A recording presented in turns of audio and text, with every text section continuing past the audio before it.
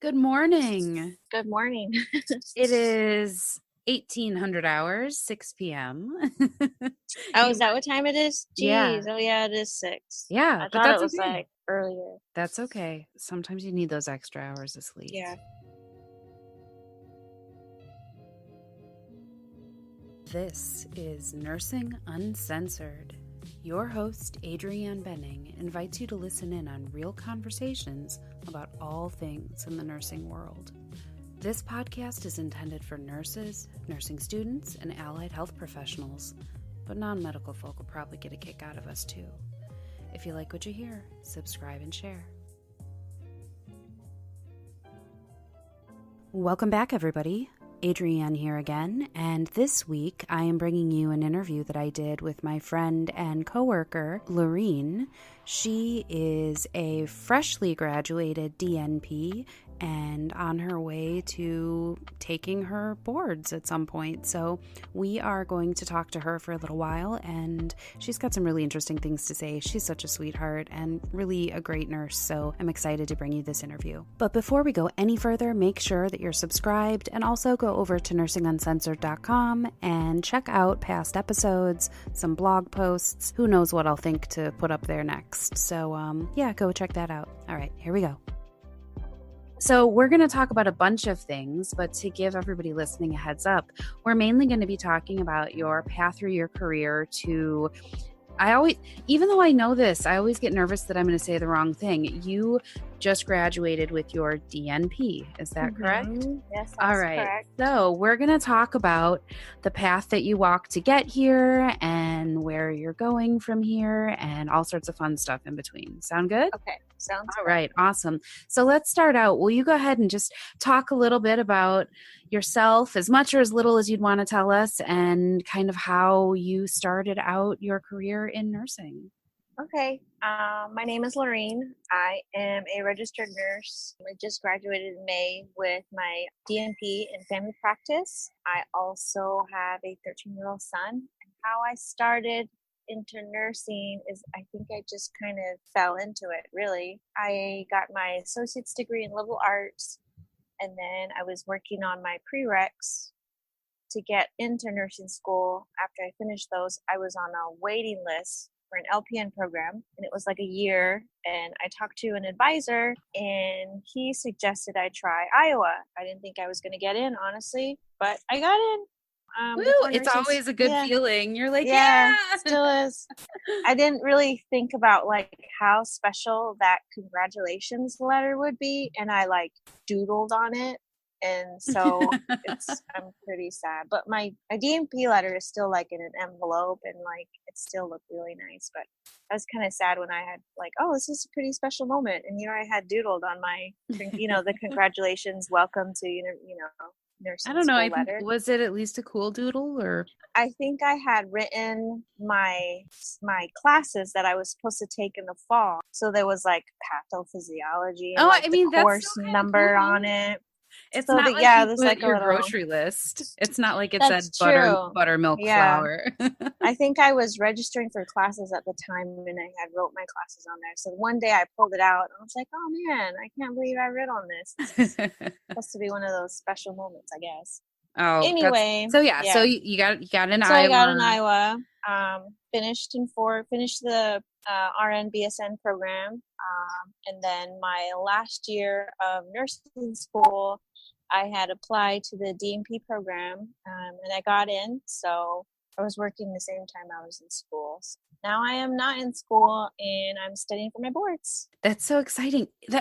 And you can summarize it so nice and concisely, but really that's a lot. Think of how many exams and how many pages you've read and how many things have made you like.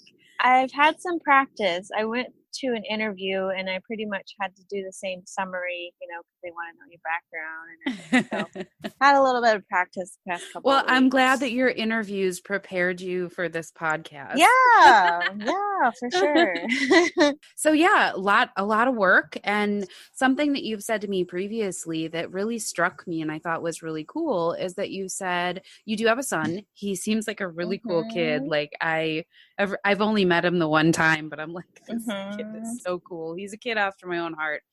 Old lady's trying to talk to him and he's trying to be polite, but really he's just rolling his Yeah, eyes. like get out of my apartment, get Yeah, out. I love it. I'm like, Get just on take my talking mom to and you. go. Just Yeah, just yeah. leave me be. Anyway, I think he's awesome. But Yeah. you said to me once that he has never known you to not be a student.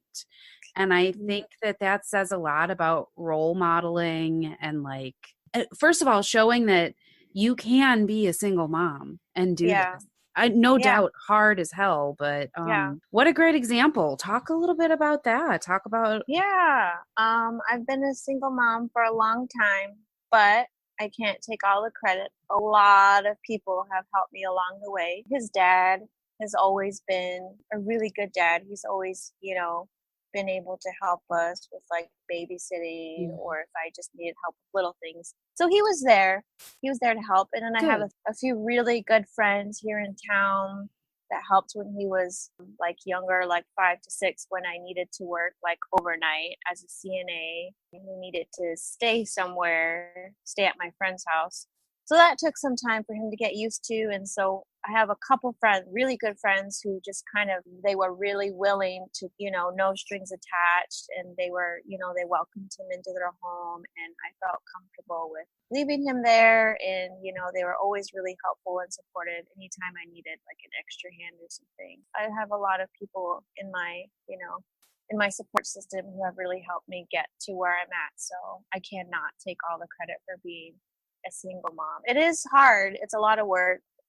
There's like now, I mean, he's 13 and I'm working at the same time and I'm trying to study at the same time. But, when I think I'm going to get so much studying done, then he wants to go do something. And I think it's really special when your son requests something from you, because it doesn't happen all the time that he's asking something of you. Like Yeah. he wants to spend time with you. Yeah, he's into bike riding, so we're waiting for the weather to get a little bit cooler this evening, and we're gonna go take a long bike ride. As a side So note, Doug and I both bought bikes yesterday. I saw that. That I was rode awesome. further yesterday Isn't than it I have in awesome? probably 20 years. Doesn't it feel Yes, so but good? it did. I was it's the Yeah. first grown-up bike I've ever had. Like I'm trading in like Yeah. my little teeny like kid bike with the Yeah. awesome handlebars. But Right. anyway, as a side note, I totally get it. I now have caught my Yeah. bike. But yeah, He's so when he wants to do stuff, you don't want to be like, I have to stop. No. Yeah, and it's harder now that he's older. I think maybe it was a little bit easier when he was younger, because I don't know how I was able to just kind of either distract him or someone would take him for the weekend or something like Well, that. when you're But little, your world is smaller. It's easier to entertain a yeah, kid within the confines of like a space. I imagine. I yeah. mean, I And don't know. now he's older, and I think us spending time together for both of us is really important. And it's like the older your children get, the more you realize how valuable the time is you have together. So I'm Yeah. not studying today, and we're gonna go ride bikes. That's cool. So, some questions that I don't even know the answers to. Like when you get your RN, you take the NCLEX. What Mhm. exam is it when you want to get your NP? And what is the licensure that you're specifically aiming for? I guess I don't Right, know those right. details. So it depends. Depending on what school you go to, you can get certified in a specific program. Like there's the family nurse practitioner program, there's geriatric, there's acute care, there's pediatrics, there's neonates. So it really depends on which school you go to, and what program you're interested in. Like some schools, you can just get a master's degree, and it's still just as valuable. You still get the same credential. You can still sit for the certification if you have a master's. But I went to the University of Iowa, and they have a variety of programs for you to apply to, and then they allow you to get your DNP. So with that being said, I went with the family nurse practitioner route, and I got my DNP. So I currently have my doctorate in nursing, but I am not currently family nurse practitioner certified. So I don't have like my credentials yet. Sure. So that's what you're working towards Yeah, right now yeah. with all this study prep. Yeah, and then there's two different organizations you can test with. There's the ANCC, which off the top of my head I can't think what that stands for. It's like the American Nurses Credentialing Center or something there like you that. go, something like that. And then the other one is the American Academy Nurse Practitioner. I think that's what the other. Anyway, so then there's the ANCC and then there's the AANP. Mm-hmm. So you can so many letters. You can test with either of them, and your credentials will be accepted, I guess, anywhere. Sure. So then just two different ones. So then as a nurse practitioner, at least in the state that that you live in, is that I imagine you'd be an independent licensed practitioner, you would see patients, you would be able to diagnose, prescribe, that sort of thing. Is that right? Yeah. Or Yeah, that's correct. Mm-hmm. And I know you did some clinical rotations in clinics, right? Like you've actually been, yes. Much like with getting your RN or your BSN, you have clinical hours that you need to complete in order to be competent and ready to move forward in your program. Yeah. Yes, I did. And are there any interesting experiences that you want to share? Good, bad, warnings? A lot of it was a lot of fun. It was interesting. I learned a lot. It was also very scary. And then I remember my first clinical experience, and my preceptor, she was the best. She kind of already knew it was my first day out of the classroom, first day in the clinic setting. And I just kind of shadowed her, and then she was like, "Do you want to try writing a note?" And I was like, "Me?" And you have all that preparation in school, and I was like, where do I start? My fingers were just so a note, kind of like exam explanation, like a progress note, like that you like see what the plan is for that patient. Like, so did you find that it was like, did you do it? Did you write the note? Yeah, I did. She gave me a stable, patient that didn't require a lot. Of course, somebody who had agreed to, let me practice writing. Sure. So she gave you a victory, basically. She started you off with a victory. Mm-hmm. That's good. So just to give me a little practice gave me some practice writing. So, and then by the end of the rotation, and then I needed more hours, so I had actually went back to her, and I think by the end of like the second time I had gone there, she would just assign me people and say, you can see these people, and then we were just kind of tag teaming. I would go in one room, and I would, do the head to toe, and I would write the note, and I would suggest a plan, and I'd say, okay, well, let me go verify this with my, with the NP and make sure this is what. Then we talk about it in her office and do like a report, an oral report, like a head to toe oral report with her. And then she would say, okay, now what's your plan? And then I just talk about what I want to do. And then, she'd give me feedback of whether that was a good idea, whether it wasn't. And then she would say, well, where did you find that idea? Or if I was, lost, she would say, well, look it up. You have all these resources. She had so many books, and she suggested apps and websites. And look it up. You sit here and you think about it. I'll come back and we'll talk about it. She's like, take your time. And that's a great way to learn. Yeah, I think it was really helpful. And so then with that, I think I kind of tried to follow the same pattern with my other preceptors. They'd ask me like my experience, what I'm used to doing, what I have done. And I, talked to them about just kind of pretty much what I told you, like I can do head to toe, I can do notes, I might need help, thinking through a plan. They're like, of course, that's why you're here, So that's kind of how, with my other preceptors, that's how I did it. I would go by myself, talk with the patient, do my note, and then I would go back to my preceptor and say, this is my, and then my report is kind of, I got used to doing like a verbal report. It's almost like reading your note out loud, but almost in like a concise format, but still staying to the point. You could say this patient is this age. So kind of like giving handoff, like kind of like a bedside nurse handoff, kind but of in a different format, in a different format. Yeah.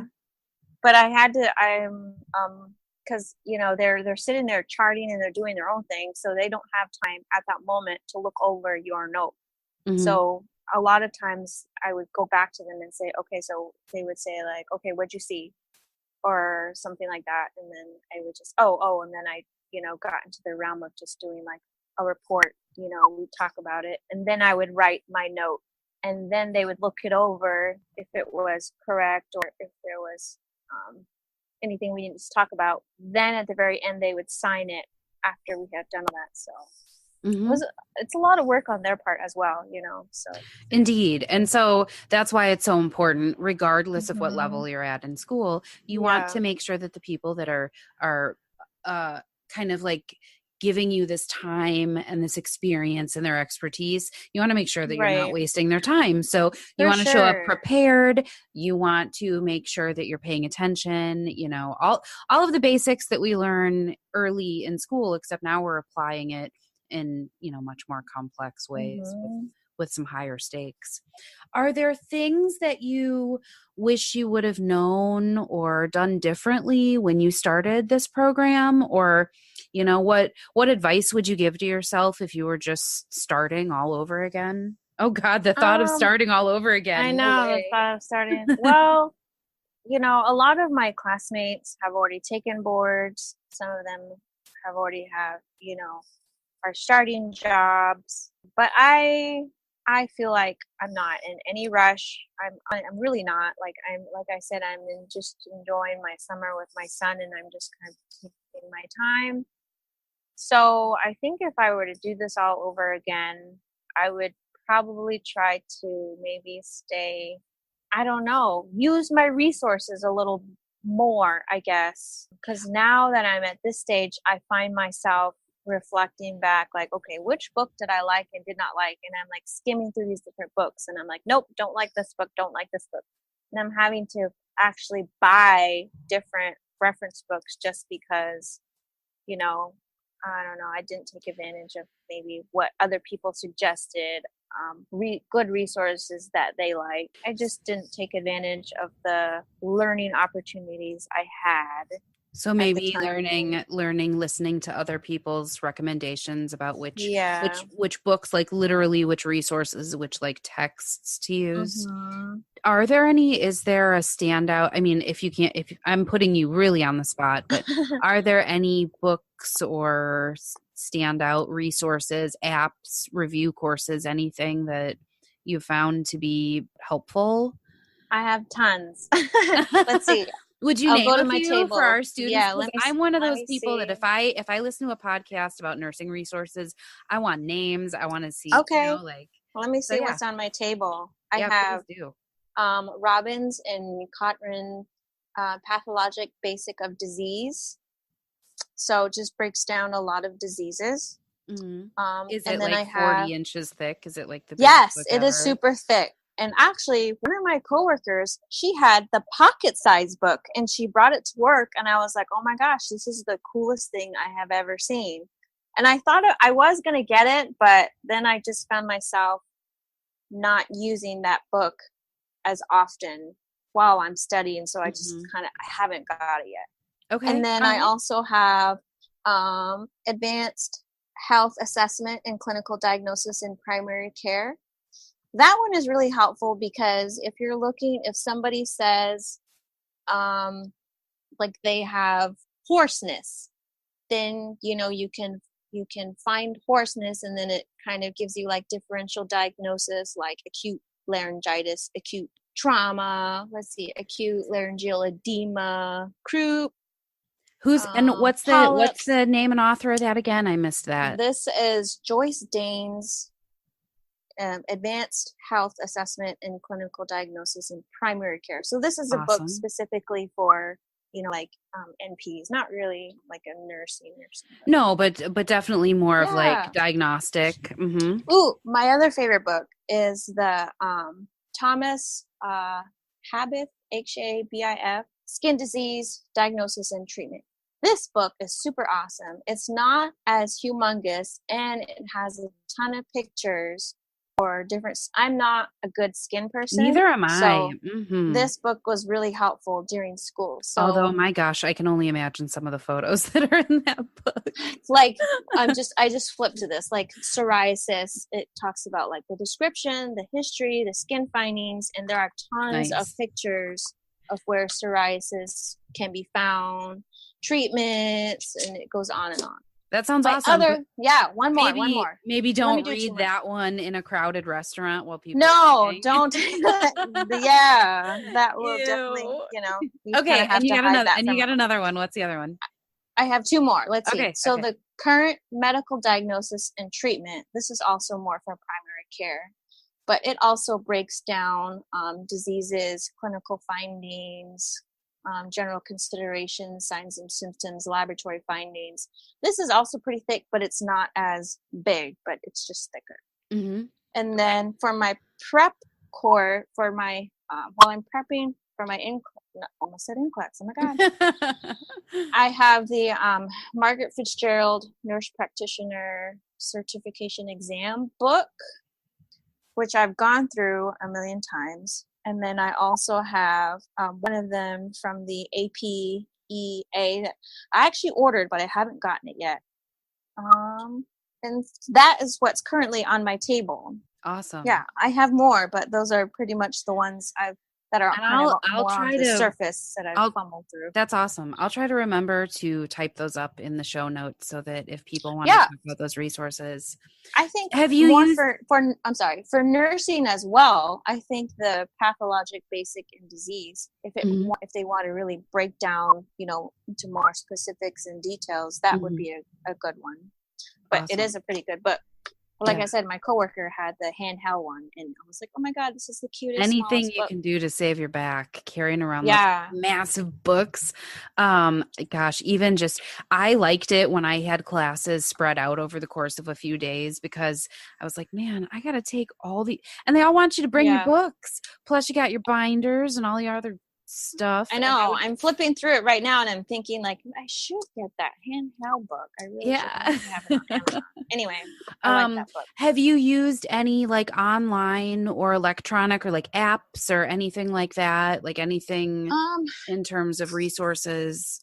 Let me see. I'll look on my, what do I have for apps? I'm such a sucker for nursing apps. I think I'm going to do a short podcast in the future about which ones I use the most when I'm at work because you probably have all. You probably have all of these. No, not. I'll bet you.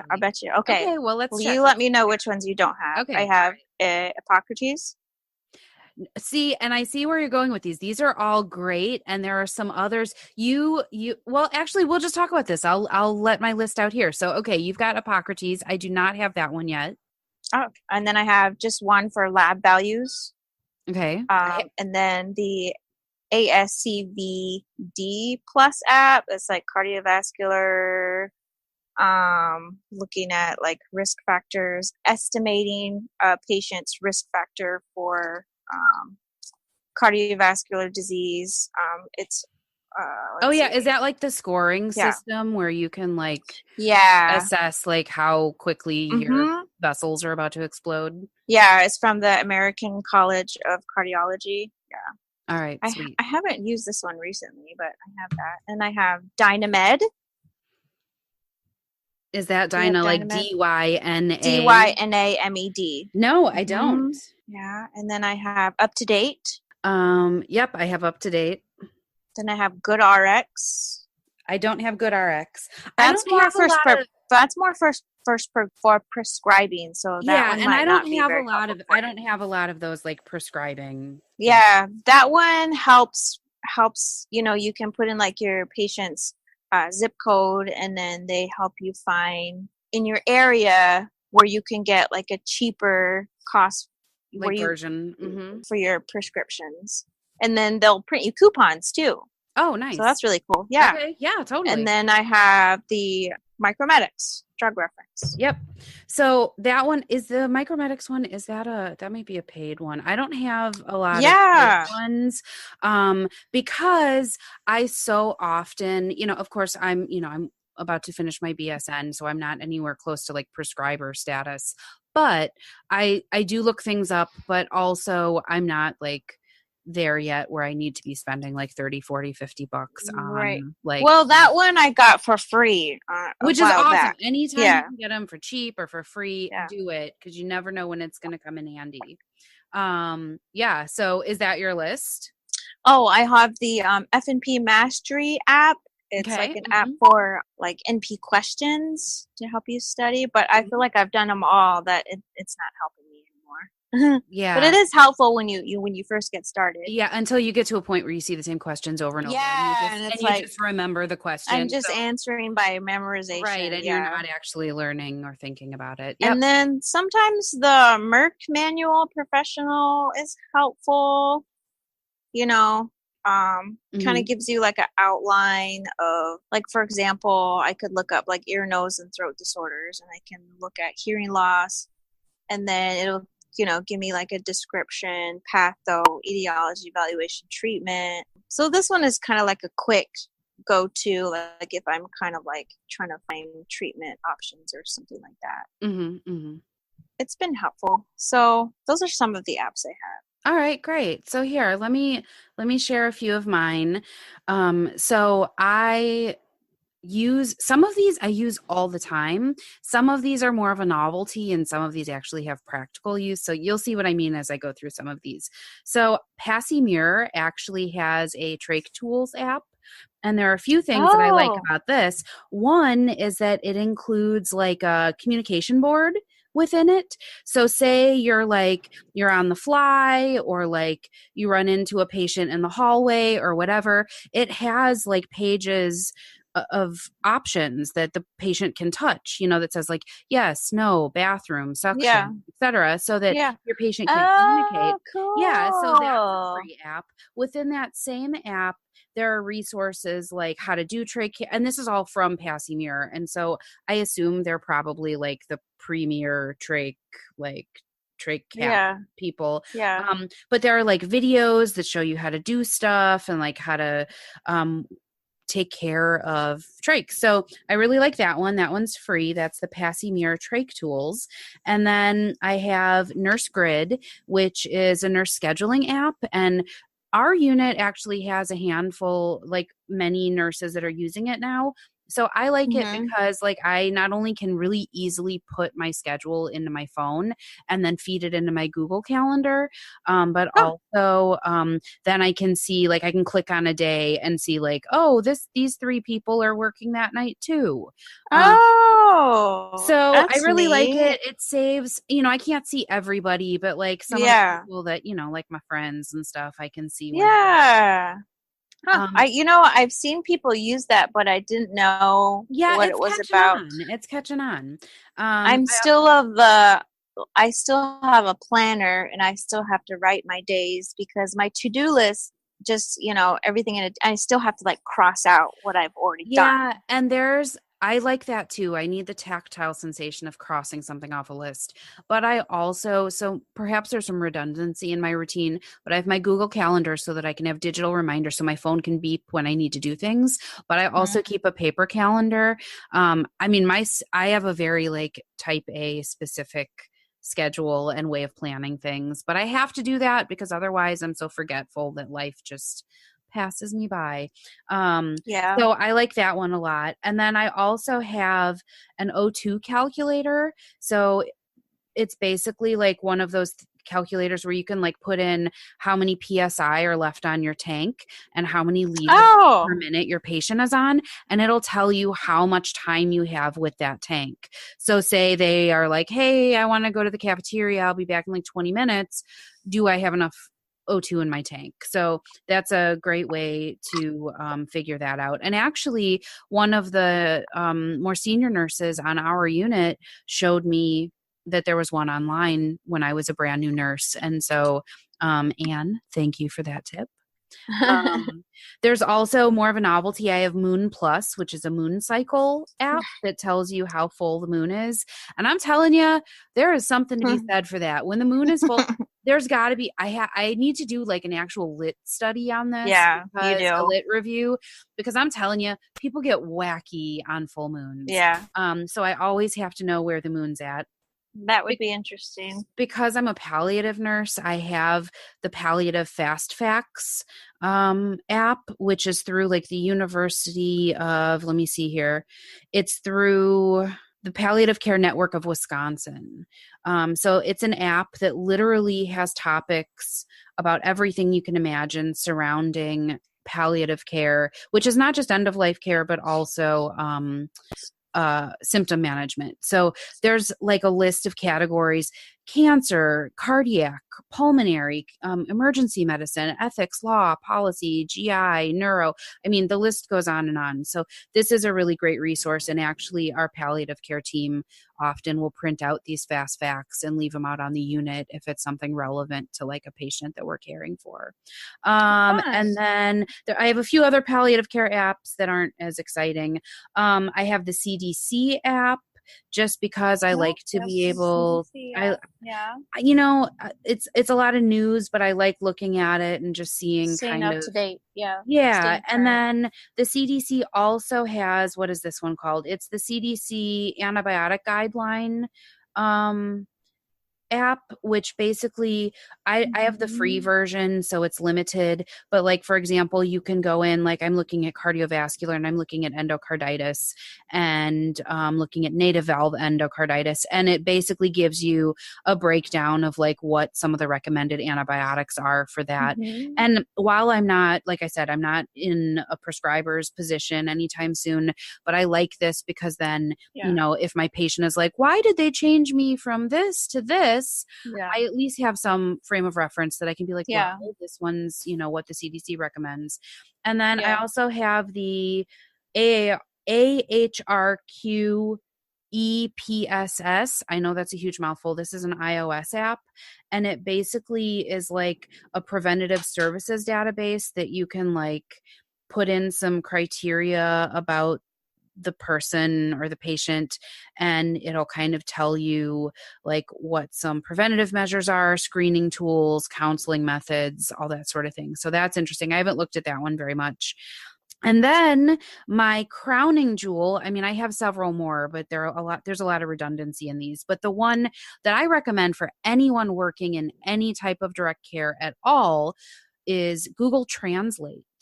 Because while you have to be careful though, and you have to know your hospital or institution's policy about, but like some places, you know, have like translators or phones that you can call a translator. They have a lot of great resources. But I'm a night nurse. I know that you work nights too, you know, on and off. We don't always have those services at night. And when you have a patient that you must communicate with for the sake of their well-being, sometimes you need something. And Google Apps has been, I speak a fair amount of Spanish, enough to know that if I look at a translation, I can look at a Spanish translation and be like, oh yeah, that's right, I just forgot that word. So I actually had a patient that was having huge fluid volume overload, crazy blood pressures, chest pain, and I needed to be able to communicate a little bit further beyond what I was able to do. And I used Google Translate, and that was awesome. So, but you got to be careful. You can't use it for like consent forms or like care planning or like discharge. Like I once had to send a patient home on blood thinners for the first time, and I was not competent to give her that information. Like all I was able to say really was like, take the pill same time every day and don't miss it. But I was like, this is too important. So I actually called a translator up for that. But if you're trying to like do a basic assessment, like she was able to type words into my phone for me and tell me like, it feels like tightness in my chest. I want to know that stuff. I don't want to be like, oh, well, I guess I just can't understand her. So that's been my crowning glory, with some warnings that go with it. So that's my list. Those are my fun apps.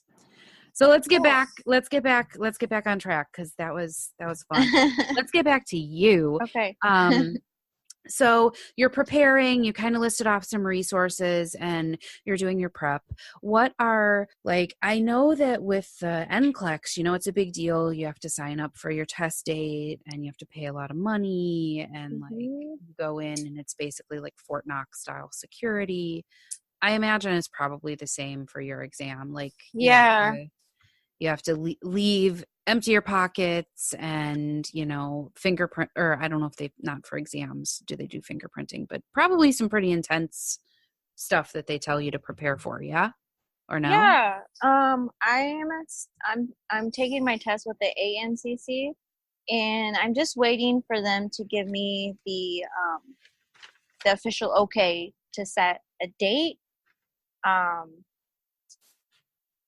so I'm just waiting for that, and then I kind of pushed it off and pushed it off, and then I had to look. They, eventually contacted me and told me to look at my application, and I was like, oh, all right. So I had to redo my date, but you send in your official transcripts, you fill out the application, and you have to, on the application, you put your personal information, and you put your RN information, and then you put your school. Then you have to list pretty much most of the classes you took, like pathophys, physiology, primary care, and then they review that and make sure it goes, it's in sync with your transcript. Then you have to pay. If you're a member of the organization and you sign up for that exam, I think it's $295. But I went to the American Academy Nurse Practitioner Conference last week in Denver, and the ANC had a booth there. So I went to talk to them, and they gave me a discount. So signing up for membership and paying for an exam, I only had to pay $150. Awesome. That's great. So I'm pretty excited about that. Save me some Because money. I was just going to say, every little bit helps. Everybody thinks Yeah. nurses make all this money, but we got to buy those Right. huge ass books. Yeah. And then without the membership, I think you would have to, the exam is like $395. So that's Over definitely a $300. benefit for those who are like, why should I sign up for an organization? I'm kind of in that place now. I'm like, what organization should I join? Why? What are the perks? So yeah, that's actually good information to have. What are you thinking? So you're going to take your exam, and you're going to be very well prepared, so you're going to pass, and then what? Then what's on the roster for you? Like, what's your goal? Dream job. First let's do the fantasy, and then let's do let's do the practical steps. If you could do anything on the planet, what would it be? If I were to do anything on the planet, it would be to be a travel MP, but I would like to travel to different Native American reservations throughout the U.S. And of course, there's so many reasons why I can't do that, but that would be like my dream. That way, like if everything were cool and you could just do what you wanted. That's well, and that's really important work too, because it's an underserved population, I imagine, correct? And that, I mean, everybody has a hard time getting health care, but when you are in this when you're on a reservation, I imagine that your resources are limited. Yeah. So that would be my dream job, but that's probably won't happen. And then I'm originally from Arizona, and I thought about moving back there, but my son, his dad is from Iowa, and so he goes to school here. So for that reason, I'll probably end up staying here in Iowa just so my son can stay with his friends and stay in school here is the plan. But in the long term, I'm hoping to move back to Arizona someday. But, not even that. I feel like, I really could go anywhere. But right now, Iowa in general is where I'm going to stay for a while. So I guess after I'm done with boards, I'm going to look for jobs. I kind of look every now and then, but I'd rather to get a feel for what's going on. Yeah, what's available. I would rather do something, that I want to do, and I don't want to just apply for jobs just to apply. Yeah. So if something really jumps out at me, then I kind of hop on it. But sure. And then I've only done a couple of interviews, and I'm not on pins and needles about it. I don't know why. I'm just kind of like casually. Well, it's good, because the alternative is what? To stress yourself out to the point that you're like so anxious about it that you shoot yourself in the foot. You want to, if you have the ability to kind of do this in a way that, is not affecting? Because I know when you're taking, at least for me, coming fresh out of nursing school and taking the NCLEX, I was stressed. I felt like there was a lot riding on it because at that point I wasn't a nurse yet. You, I Yeah. imagine, are you going to continue to work as an RN while you're? I'm currently working as an RN. I work overnights, so I'm not too stressed about like finance or, moving or making any really big changes. Maybe that's part of why I'm not like on pins and needles, So like that stressed takes the out. pressure off because there's not like Yeah. a ton of stuff riding. So you can prepare properly and walk into that test feeling confident instead of just feeling Yeah. like you got to hurry up. Yeah. I mean, I like my job. I really like my job. And I think that, once I get certified and once I start an NP job, it's like I'll probably never do this, RN role again. So I think Mm-hmm. that's another reason I'm just kind of taking my time, Plus it's, like I said, it's the summer and my son wants to do all these other things. It's more fun to do extracurricular things than Yeah. clinically studying. Yeah. Then like I Absolutely. said, I'm working at the same time. I'm working on it. I'll get there. Yeah, no, I'll let you know when I get there. We'll just talk again after I pass and it's over with. that's awesome. So it sounds like you're doing it the way probably everybody wishes they could, without I that don't level know. of I like mean, panic and some of my classmates, like I said, some of them took them like as soon as they got the class credits to do it, they signed Mhm. up and did it. Okay. And Well, I'm probably one of the last people in my class who just was like, I'll take it when I feel like taking it. that I mean, yeah. But I think that you need to make those decisions for yourself and it's good that you can. Like there's no deadline on this. But, Yeah, you also want to make sure that you're not going to psych yourself out and wait so right. long That's that true. that you've built up the anticipation to this colossal peak and really, maybe you are more prepared than you ever think you're going to be. You know what I mean? Maybe. Like, I Yeah. don't know because I've heard a large number of people say things like if I don't do it now, I'm going to forget all this material. Like when taking the NCLEX. Maybe it's a bit Yeah. different, when No, you're I think looking it's at the it. same. I think it's kind of the same when you take your NP. I occasionally feel like, well, what if I forget? And I just say, well, I don't know. That's what I have these study books, I guess. But I'm studying. I'm working on it. I'm just waiting for the okay, I guess, to set my test date. I'm proud of watching you do the work that you've done. So I have nothing but encouraging and good things to say about Thank you. you.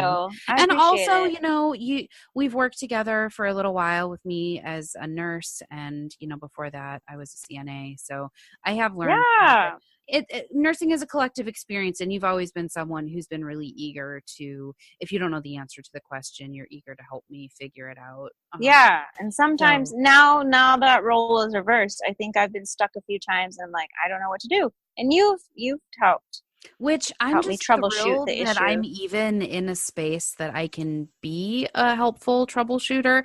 Like there have been a couple times that I've helped people figure things out and like I kind of Forrest Gumped my way through it and just like figured it out without realizing that I was on the right path. I was kind of, but it's really nice when someone comes to me and they're like, "What would you do?" And I'm like, "I know what I would do." It's so Yeah, exciting. And because I'm this is sure what I did, and you can go off your yeah, own experiences exactly. now. Well, Yeah, and that's why I think it's so important for that even that we're having this discussion on this show because there's so much that I've learned just from like witnessing a quick little thing that happened to another nurse or like having a conversation about something. And then when it happens to me, I'm like, oh yeah, we just talked about this. I know what to do. I think it's really cool when you reach whatever part of your career that you're at, where you reach that point where suddenly things that were once really difficult and scary are becoming not commonplace and blasé, but like are becoming things that you can handle and that you're competent at and that you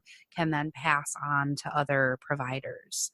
But yeah, like I was saying, that's why I think this show is so important as well, yeah, because then your experience is different than every other hmm person I've talked for to. sure. And Yeah, there I might mean, be somebody out there going, oh, yeah, me yeah. too.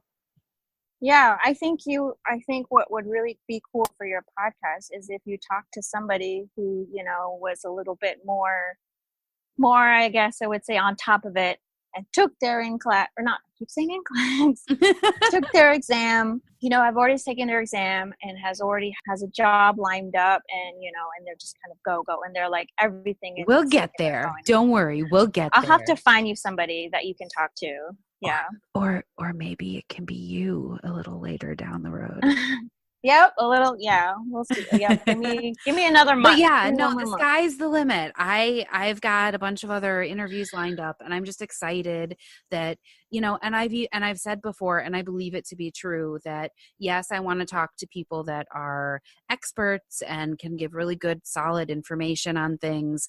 But also, there's so much to be learned even from that brand new nurse who is seeing things in a totally different perspective. Yeah. At every stage from nursing school on through, we have these experiences that we can share. And I believe so strongly in that. Yeah, I will have to keep you posted and keep you updated on whatever comes my way next. Honestly, I wish I could tell you I had a job lined up. I wish I could tell you I'm starting this date, but I'm really not. I mean, I'm just. That's okay. That's an excuse for you to come back later and have another discussion with me.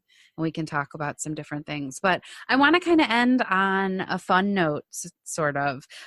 Everybody seems to love when we talk about our pet peeves of our job, the things that drive us crazy. And I know I'm super putting you on the spot because everybody's always like, oh, I wish I had time to think about this. But really, I like it when I put people on the spot because then they always say interesting and weird things.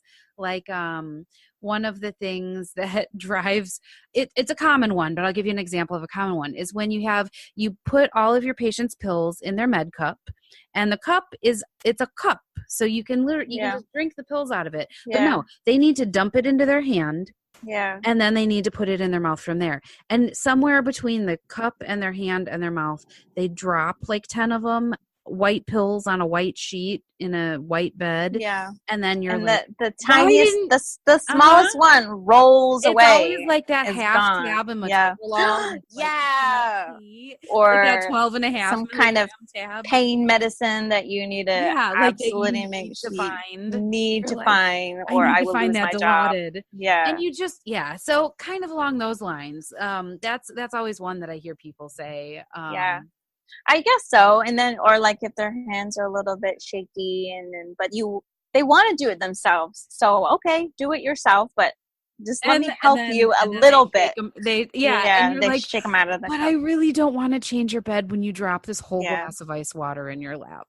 So my trick is I just kind of put like my finger underneath their hand to kind of steady. Just like, just so they steady their hand. And then I'm still, let them feel good that they're doing their own pills. Just give them a little bit of a boost. That seems like a very mom thing to do as well. Like the kid is like, let me do it. And you're like, okay, do it. Really, and then when they're underneath when they're not looking, that's perfect. That's a great pro tip. Just keep your finger on it, because truth be told, it will be that one time that you let them do it that they will drop that entire glass of water in their bed, and then you're like, oh, can I get help with a bed change in here? And nobody wants that. Awesome. Well, is there anything else that you'd like to include or say to our audience? I would say to any parents, whether you're single or married, if you find yourself challenged or struggling and you have goals that will in the long run help you or your family, but you feel like there's a lot of setbacks. I want to say excuses, but a lot of time I see them, just setbacks of why you can't go back to school, why you can't get that better job. I would just say, go and do it. I know that's hard to say, and it's hard for you to just stop what you're doing to do it, but I find like a lot of my single mom friends, you're doing all these wonderful things. I wish I could do them. I wish I was like you.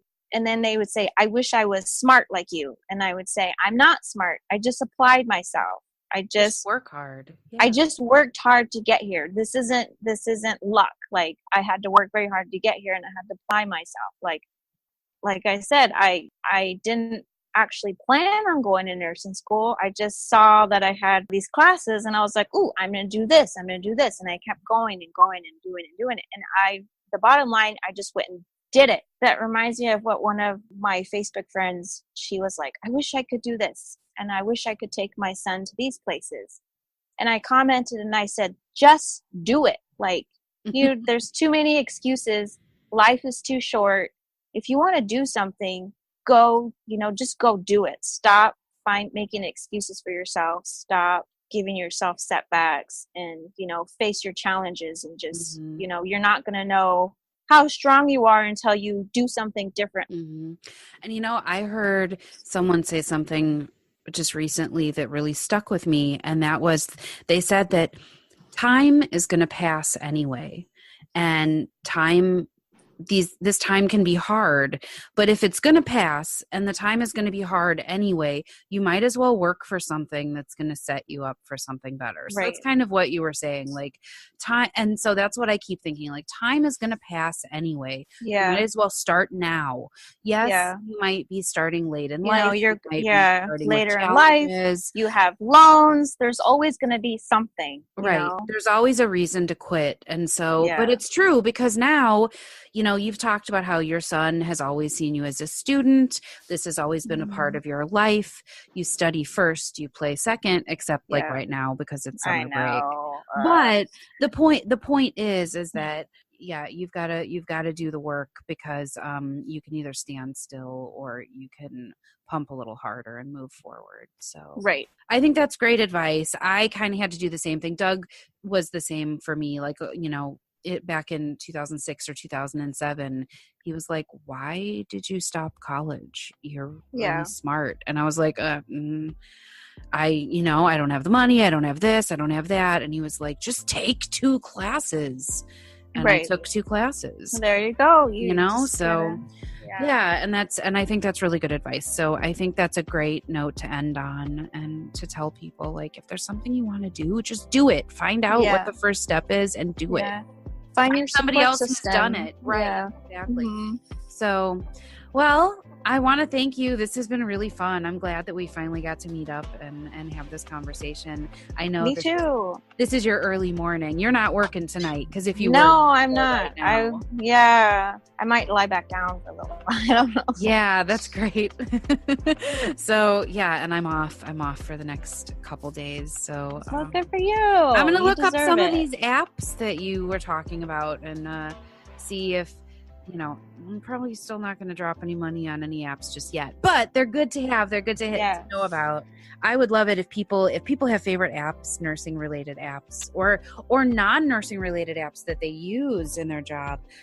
They should include it in the comments. And my son has Tetris, and I love. I have Tetris. We're like waiting somewhere. Yeah. Oh God, I love Tetris. One of the few games that makes me feel like I have really good hand-eye coordination. Like probably one of the only. Awesome. Well, you have a good night / morning, and I will talk to you soon. You as well. It was nice talking to you. All right. Take care, and I will see you soon. Happy nursing. Happy nursing.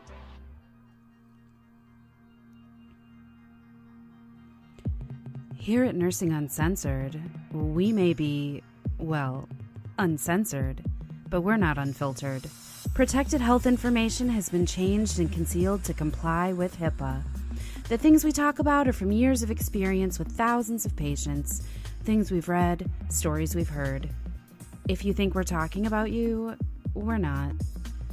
Also, we're real nurses here to provide helpful and accurate information, but don't take anything we say as fact without doing your own research. Refer to your state's Board of Nursing, Practice Acts, and your institution's policies and procedures if you have questions about your practice. Lastly, our very strong opinions are ours alone and do not reflect those of our employers, educational, or professional institutions. Thanks for listening, and happy nursing, folks.